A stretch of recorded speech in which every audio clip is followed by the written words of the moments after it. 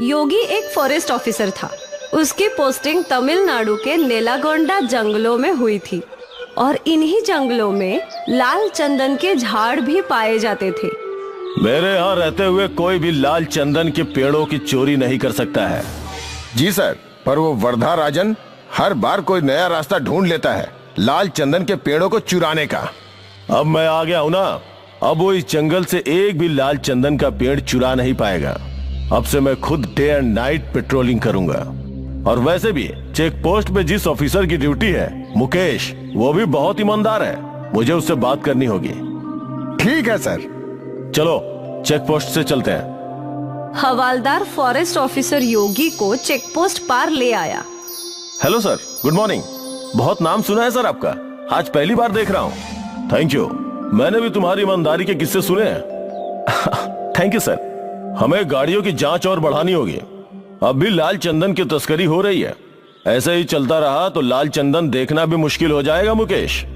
Sir, मैं जानता हूँ इन सबके पीछे वो वरदराज है, तो तुम उसका कुछ करते क्यों नहीं? सर, वो इन्हीं जंगलों में पला बढ़ा है, जंगल का कोना कोना जानता है। जब भी हम उसे पकड़ने दौड़ते हैं वो जंगलों में गायब हो जाता है। कम से कम हम लाल चंदनों को इस चेक पॉइंट से बाहर जाने से तो रोक ही सकते हैं ना। जी सर, मैंने और फोर्स की मांग की है। अगले हफ्ते से और 2 हवलदार इस चेक पॉइंट पे होंगे। उम्मीद है अब लाल चंदन की तस्करी बंद हो जाएगी। हम मिलकर करेंगे तो जरूर होगा। उस दिन से फॉरेस्ट ऑफिसर खुद दिन में काई पर जंगलों में पेट्रोलिंग का काम करता था, खास करके रात के समय। यहाँ जंगल के भीतर डेरा जमाए वर्धराजन को योगी के आने की खबर मिल गई। भाई, वो योगी जंगल में दिन रात पेट्रोलिंग कर रहा है। अब हम कैसे लाल चंदन का पेड़ काटेंगे? हर समस्या का एक समाधान होता है छोटे। वर्धराजन ने स्वामी के कान में कुछ कहा। फिर रात के अंधेरे में स्वामी फॉरेस्ट ऑफिसर के ऑफिस के बाहर पहुंचा। वो किसी का इंतजार कर रहा था। कुछ देर बाद गार्ड वहां पहुंचा। भाई ने तेरे लिए मिठाई भेजी है और इसके बदले बस हमें समय समय पर इत्तला करते रहना। तुझे हर हफ्ते अपनी मिठाई मिल जाएगी। वाह, भाई को शुक्रिया बोलना। हाँ ठीक है। स्वामी खुशी खुशी अपने अड्डे पर लौटा और वर्धराजन को सब कुछ बता दिया। अब देखते हैं वो फॉरेस्ट ऑफिसर अपना क्या बिगाड़ता है। हाँ भाई। उस रात से वर्धराजन और उसके आदमियों ने लाल चंदन के पेड़ों को काटना शुरू कर दिया और यहाँ गार्ड मैसेज करके वर्धराजन को फॉरेस्ट ऑफिसर की लोकेशन बताया करता था। जिस समय फॉरेस्ट ऑफिसर दक्षिण की दिशा में जाता तो वर्धराजन के आदमी उत्तर की दिशा में लाल चंदन के पेड़ काट रहे थे, और जिस समय योगी उत्तर की दिशा में पेट्रोलिंग करता वो दक्षिण की दिशा में पेड़ काटने लगे। ये सिलसिला कई दिनों तक चलता रहा। एक दिन की बात है, उत्तर की दिशा से वर्धराजन के लड़के लाल चंदन का पेड़ काटकर निकल गए थे। फिर जब योगी वहां पहुंचा तो उसका ध्यान उस ताजे कटे हुए पेड़ के तने पर गया। ऐसा लग रहा है कि ये पेड़ आज ही कटा है, पर मैं इतने देर से पेट्रोलिंग कर रहा हूँ तो कैसे कोई मेरे आंख के नीचे से ये लाल चंदन का पेड़ काट सकता है? जरूर कुछ गड़बड़ है। योगी ने कुछ नहीं कहा और जीप में बैठकर दक्षिण की दिशा में चलने लगा। जब वो यहाँ पहुंचा तो यहाँ भी उसने ताजे कटे हुए पेड़ों के तने दिखे। ये तना भी आज ही कटा हुआ है, मतलब अब भी वर्धराजन लाल चंदन के पेड़ों की चोरी कर रहा है। मुझे ये सब जल्द ही रोकना होगा। गाड़ी चेक पोस्ट पर लो। योगी जीप में बैठ गया और गार्ड ने गाड़ी चेक पोस्ट की ओर ले ली। क्या हुआ सर, आप बहुत टेंशन में लग रहे हैं? मुझे तुमसे अकेले में बात करनी है। जी सर, आइए ना, अंदर बैठकर बात करते हैं। चेक पोस्ट की छोटी चौकी में बस फॉरेस्ट ऑफिसर योगी और इंस्पेक्टर मुकेश थे। बोलिए सर, यहाँ हमारी बातें कोई नहीं सुन सकता। मुकेश, अब भी जंगल में लाल चंदन के पेड़ कट रहे हैं। क्या यहाँ से कोई बड़ी गाड़ी गुजरी है? नहीं सर, अभी तक तो नहीं, पर कल ये ट्रक आएंगे जंगल में रोड बनाने के लिए रेत लेकर। फिर जरूर लाल चंदन उसी में जाएगा। कल मैं किसी भी हालत में उस ट्रक को इस चेक पोस्ट से बाहर जाने नहीं दूंगा। हाँ, और मैं उस वर्धराजन को पकड़ कर रहूंगा। ठीक है सर। यहाँ जंगल में वरदराजन अपने अड्डे पे योजना बना रहा था। कल रेत वाली गाड़ी सारे लाल चंदन के झाड़ भरकर बाहर ले जाना है ना? नहीं। अब तक तो उस फॉरेस्ट ऑफिसर को सब कुछ पता चल गया होगा। वो कल चेक पोस्ट पर हम सबका इंतजार करेगा। तो अब हम क्या करेंगे? कैसे इन लाल चंदनों को इस जंगल से बाहर निकालेंगे भाई? वरदराजन ने अपनी योजना बना ली थी। अगली सुबह रेती की गाड़ी जंगल के अंदर आई। इंस्पेक्टर मुकेश ने फॉरेस्ट ऑफिसर योगी को कॉल करके ये बात बता दी। सर, ट्रक आ गए हैं, आप भी आ जाइए। ठीक है। वो ट्रक कंस्ट्रक्शन साइट पे पहुंचा। यहाँ ट्रक ने सारी रेत अनलोड की और फिर वरदराजन और उसके आदमियों ने उसमें एक लाल चंदन के पेड़ के तने को लोड कर दिया। यहाँ फॉरेस्ट ऑफिसर और गार्ड जीप में निकले, पर उनके रास्ते में कई और पेड़ गिरे हुए थे। सर, घूम के जाना होगा। ये सब उस वरदराजन ने ही किया होगा। जल्दी चलो, आज उसे पकड़ कर ही रहेंगे। वरदराजन वहाँ से निकल गया। अब जब फॉरेस्ट ऑफिसर योगी वहाँ पहुँचा तो ट्रक भी वहाँ से निकल चुका था। चेक पोस्ट के पास ले लो। योगी ने इंस्पेक्टर मुकेश को कॉल लगाया। मुकेश, वो लोग निकल चुके हैं, अब तुम्हें ही उन्हें रोकना होगा। जी साहब। इंस्पेक्टर मुकेश अपने सारे आदमियों के साथ चेकपोस्ट पर खड़ा हो गया। ट्रक धीरे धीरे चेकपोस्ट की ओर बढ़ने लगा। चेकपोस्ट पर मुकेश और सारे पुलिस वाले बंदूक तान कर खड़े थे। ड्राइवर ने पुलिस वालों को देखा और उसने गाड़ी रोक दी और पीछे से फॉरेस्ट ऑफिसर ने अपनी जीप लगा दी। ट्रक को चारों ओर से घेर लिया था। हवलदार, चेक करो, ट्रक में क्या है? हवलदार ट्रक के अंदर चढ़ा। सर, यहाँ लाल चंदन तो है, पर एक ही है। क्या? इंस्पेक्टर ने भी ट्रक में चढ़कर जांच की तो वहाँ बस एक ही लाल चंदन का पेड़ था। सर, आप यहाँ आइए। अब फॉरेस्ट ऑफिसर योगी भी ट्रक में चढ़ गए। वो भी ये सब देखकर हैरान था। उस वरदराजन ने इस बार भी हमारे साथ धोखा किया। और यहाँ वरदराजन अपने सारे लोगों के साथ और लाल चंदन के पेड़ों के साथ नदी के रास्ते से लाल चंदन के पेड़ जंगल से बाहर निकाल रहा था। मुझे कोई रोक नहीं सकता। लाल चंदन सिर्फ मेरा है।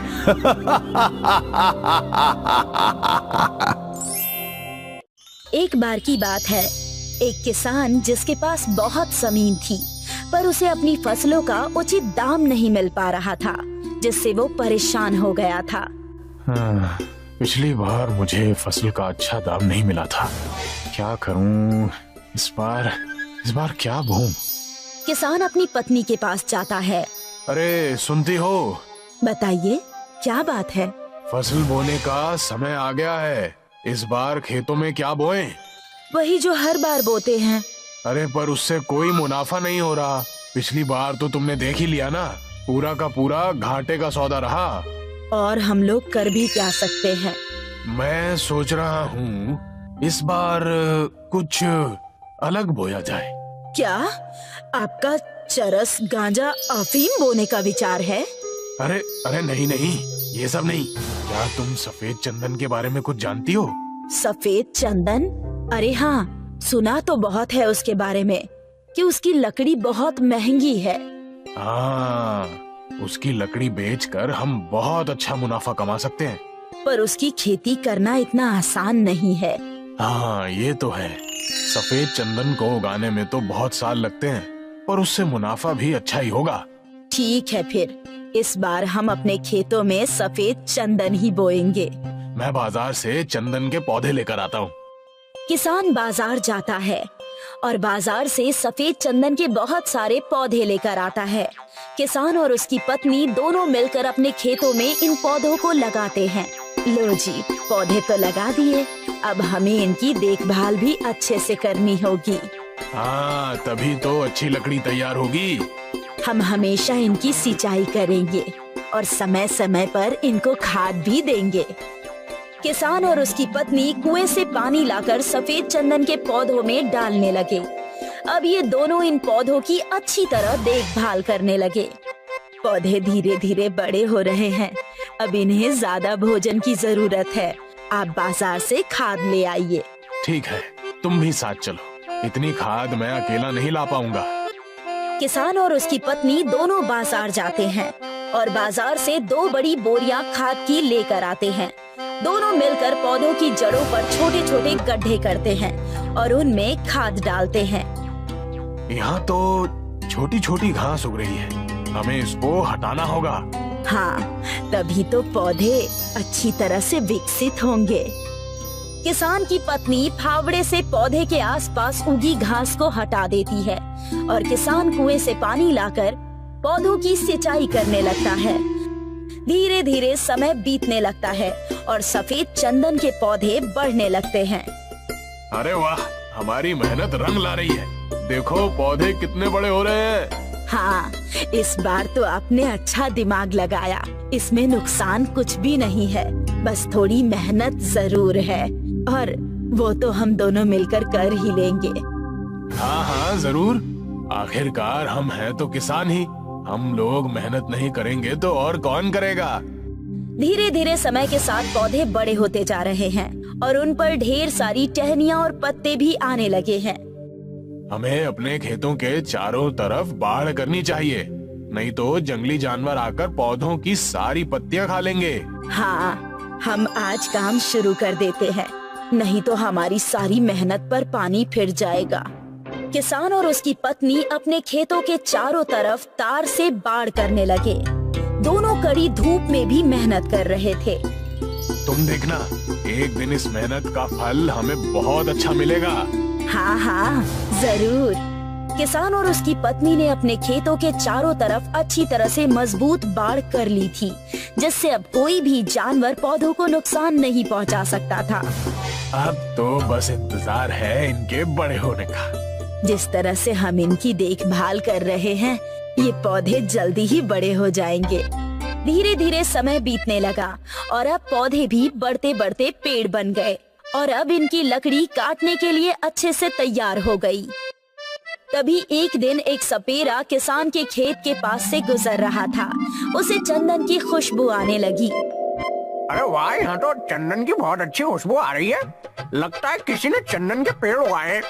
सपेरा आसपास ढूंढने लगता है तो उसे बाड़ के पीछे खेत दिखाई देता है, जिसमें सफेद चंदन के पेड़ काटने के लिए तैयार हैं, जिसे देखकर सपेरे को लालच आ जाता है। ओहो, तो ये बात है। इन पेड़ों की लकड़ियाँ तो मैं बेचूंगा। सपेरा अपनी टोकरी में से एक सांप निकालता है और उससे चंदन के पेड़ पर छोड़ देता है। सांप को चंदन की खुशबू बहुत पसंद होती है, इसलिए सांप चंदन के पेड़ से लिपट जाता है। अब वो किसान पेड़ काटने आया और सांप को देखकर डर से भाग जाएगा। और फिर मैं ये लकड़ियाँ बेचूंगा। तभी सपेरा देखता है कि किसान और उसकी पत्नी खेतों की तरफ आ रहे हैं। सपेरा पेड़ के पीछे छिप जाता है। किसान और उसकी पत्नी खेतों के पास आते हैं और उन्हें पेड़ पर सांप लिपटा हुआ दिखाई देता है। किसान की पत्नी सांप को देखकर चिल्लाने लगती है, सांप सांप, अरे वो देखो, चंदन के पेड़ पर सांप लिपटा हुआ है। सांप को इस तरह पेड़ से लिपटा हुआ देखकर किसान भी घबरा जाता है। अब हम लकड़ी कैसे काटेंगे? ये सांप तो पेड़ को छोड़ेगा ही नहीं।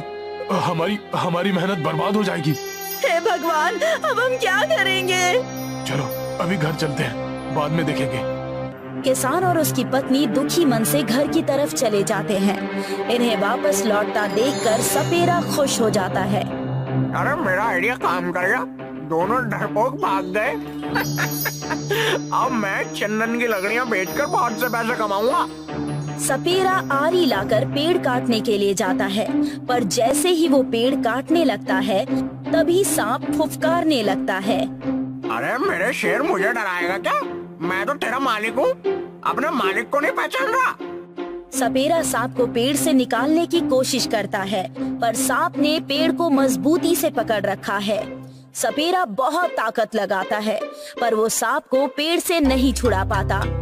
बहुत कोशिश करने के बाद सपेरे को गुस्सा आता है और वो सांप को आरी से नुकसान पहुंचाने की कोशिश करता है, जिससे सांप सपेरे को डस लेता है और सपेरा वहीं मर जाता है। सपेरे के मरने के बाद एक छेद के अंदर चला जाता है। अगले दिन जब किसान और उसकी पत्नी खेत में आते हैं तो वो देखते हैं कि पेड़ पर सांप नहीं है, जिससे वो दोनों बहुत खुश हो जाते हैं। भगवान ने हमारी सुन ली, सांप पेड़ को छोड़कर कहीं चला गया है। हाँ, अब हम लकड़ियों को काट कर बेच देंगे। किसान और उसकी पत्नी खुशी खुशी चंदन की लकड़ी को काटने लगे और इन्हें बाजार में बेचने के लिए चले गए। सीख: लालच बुरी बला है। लालच का फल हमेशा नुकसानदायक होता है, इसलिए हमें कभी भी लालच नहीं करनी चाहिए और दूसरों की चीजों पर बुरी नजर नहीं डालनी चाहिए। महेशपुरा गांव में मुकेश और पिंटू नाम के दो भाई अपने पिता के साथ रहते थे। मुकेश बड़ा था और पिंटू छोटा था। पिताजी, आपने मुकेश भैया को साइकिल दिलवाई है, मुझे मोटरसाइकिल दिलवाई है। बेटा, साइकिल बहुत सस्ती चीज है और मोटरसाइकिल महंगी। मुझे कुछ नहीं पता, जब तक मोटरसाइकिल नहीं मिलेगी